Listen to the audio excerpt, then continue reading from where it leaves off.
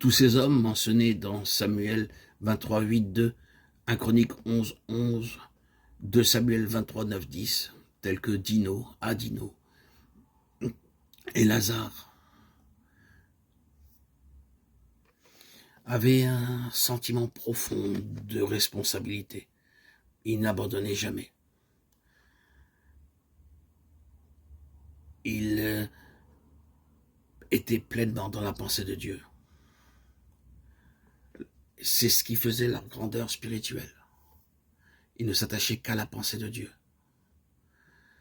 Il semblait que leur capacité d'endurance quant à l'achèvement de ce qu'ils ont vu était un élément important de leur grandeur spirituelle. Ils avaient une vigueur spirituelle puissante. Une chose qui paraît caractéristique les concernant tous est indiquée pour l'un d'entre eux. Sa main demeura attachée à l'épée de Samuel 23, 10. C'est-à-dire qu'il se tint si fermement avec tant de détermination dans cette situation qu'il ne pouvait pas l'abandonner. Sa main et son épée devinrent pratiquement indissociables. Et Lazare est épuisé du combat, mais il persévère jusqu'à la fin, et ceci est primordial.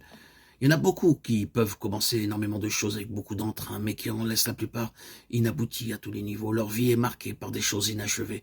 Ils commencent bien, mais rien n'est amené jusqu'au bout. Ils arrivent à un point où ils se lassent, où ils se fatiguent, un point où le coup ou bien le danger s'accroît, puis la main faiblit, et ce dans quoi ils se sont appliqués reste inachevé.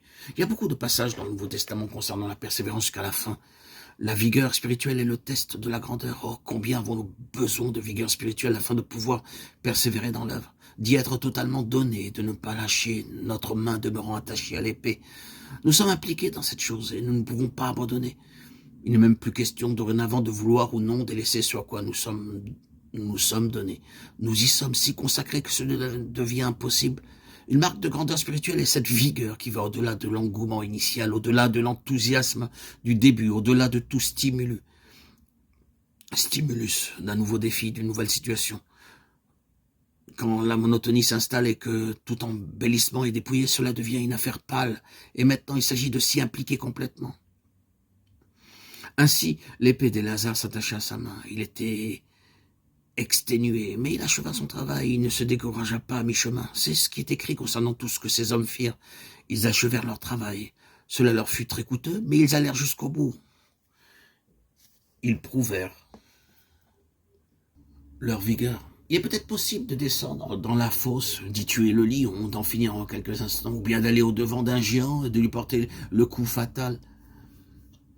Et ça en sera fini de cette besogne. Mais il en est tout autrement de tenir et de combattre ennemi après ennemi, raid après raid, bataille après bataille, de faire face sans cesse aux attaques renouvelées. Vous pouvez croire que ces bandes de Philistins ne firent pas qu'un seul assaut sur chacun de ces hommes. Un à un, les ennemis tombaient devant eux. Ils se reformaient et d'autres se joignaient à eux, qu'ils soient 3 ou 800 ou davantage encore. Ils chargèrent jusqu'à ce que le dernier d'entre eux soit à terre. Les hommes forts de David n'abandonnèrent pas jusqu'à ce qu'ils aient la victoire finale. La vigueur de ces hommes est remarquable et dans le même esprit, nous voyons Paul persévérant jusqu'à la fin. Bien sûr, il était épuisé, la mort à l'âme fourbue de la bataille, mais il pouvait dire « J'ai combattu le bon combat, j'ai achevé la course, j'ai gardé la foi ». 2 Timothée 4, 7. Ainsi Paul, comme Paul, il n'y avait pas d'abandon.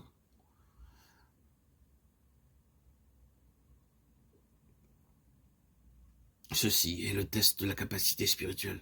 D'abord, voir la pleine pensée de Dieu, ne rien accepter de moindre et s'y consacrer entièrement.